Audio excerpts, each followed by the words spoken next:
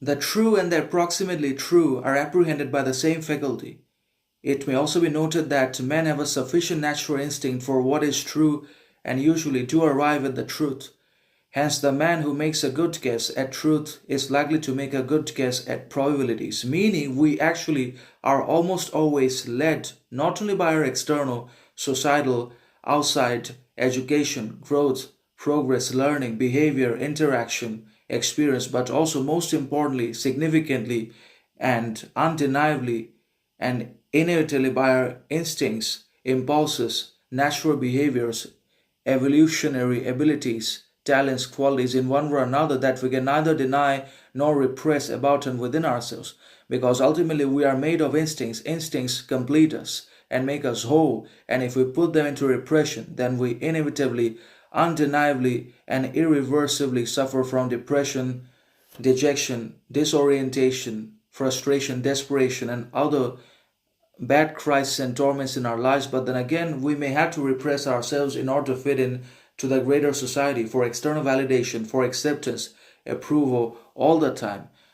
And even if we do not put ourselves into repression, then we are going to be inevitably put into repression, submission, conquest by the government, by politics, by all the external arbitrary malicious systems, organizations that obviously feed on our weaknesses, anxieties for external validation, success, fame, possession, wealth, recognition all the time, because we cannot live without these external achievements and societal accomplishments in our lives, because we have forgotten to live by, with, and for ourselves.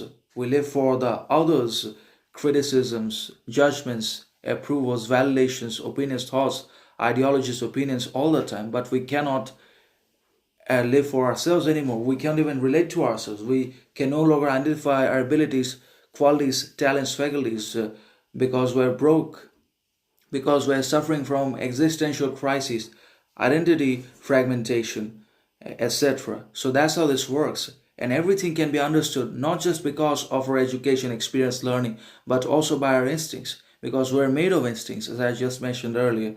So obviously, what is true and what is approximately true, just, fair, are all apprehended, described, understood, explored by the same faculty, that is, the mind, the instinct, the psyche, the reason. And if we're able to arrive and make a good guess at truth, then we're also going to make a good guess at the probabilities also that make up the truth and reality. So instincts help us a lot in making a lot of choices, decisions, and also in our growth progress.